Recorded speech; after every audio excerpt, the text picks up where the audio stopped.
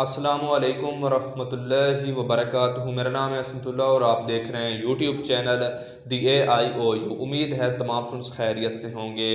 तो अल्लामा Iqbal open university ने जो पॉलिसी अनाउंस की है, रीअपियर पॉलिसी, तो उसके हवाले से मैं डेली बेसिस के ऊपर यूनिवर्सिटी की तरफ से जो ज्वाइनिंग हो रही है, यूनिवर्सिटी की तरफ से जो कानून बनाए जा रहे हैं, उसके हवाले से मैं आपको इन्फॉर्म कर रहा हूँ। आलमोस्ट ये पॉलिसी के हवाले से लास्ट वीडियो होने वाली है। बाकी सारी पॉलिसीज़ की जो कानून हैं, जो रूल्स हैं, वो मैंने आपको कवर कर दिए हैं। अभी किन सब्जेक्ट्स के अंदर यूनिवर्सिटी रीअपियर पॉलिसी लागू करेगी, याद रहे मैं सब्जेक्ट्स कह रहा हूँ, क्लासेस नहीं कह रहा। क्लासेस सब के लिए यूनिवर्सिटी रीअपियर पॉलिसी अनाउंस की है। Matric, FA, ICOM, BA, BCom, BS, BEd तमाम क्लासेस के ऊपर यूनिवर्सिटी की रीअपियर पॉलिसी लागू होगी। लेकिन किस सब्जेक्ट के ऊपर लागू होगी, इसके हवाले से आज की वीडियो के अंदर आपको इन्फॉर्मेशन दे दी जाएगी।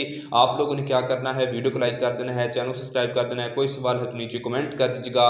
तो बगैर आपका टाइम वेस्ट करते हुए अपनी वीडियो को शुरू करते हैं। तो पिछला जो रूल है वो भी मैं आपको थोड़ा सा रिमाइंड करवा देता हूं कि सेमेस्टर स्प्रिंग 23 से ही रीअपियर पॉलिसी लागू होगी। सेमेस्टर स्प्रिंग 23 से पहले जितने भी रिजल्ट आए हुए हैं, उनके जो स्टूडेंट्स फेल हो चुके हैं, वो उन सब्जेक्ट का एडमिशन करवाएंगे। सेमेस्टर स्प्रिंग 23 का जो रिजल्ट आ चुका है, या जो रिजल्ट इन फ्यूचर आएंगे, अगर उसमें कोई तालिब इल्म फेल हो जाता है तो वो उसकी रजिस्ट्रेशन करवाएगा और अगले सेमेस्टर के साथ उसका पेपर हो जाएगा। उसको असाइनमेंट और वर्कशॉप उसकी दोबारा अटेंड नहीं करनी पड़ेगी। आज का जो रूल है वो ये है कि रीअपियर पॉलिसी किस सब्जेक्ट के ऊपर लागू होगी। तो उसके लिए यूनिवर्सिटी ने कानून ये बताया है, क्योंकि ये रीअपियर पॉलिसी इस वजह से यूनिवर्सिटी ने बहाल की है कि अगेन से बच्चों को वर्कशॉप अटेंड करनी पड़ती थी, अगेन से असाइनमेंट जमा करवानी पड़ती थी। तो और पेपर के फेल होने की वजह से उनको दोबारा जो है सब्जेक्ट मुकम्मल करना पड़ता था।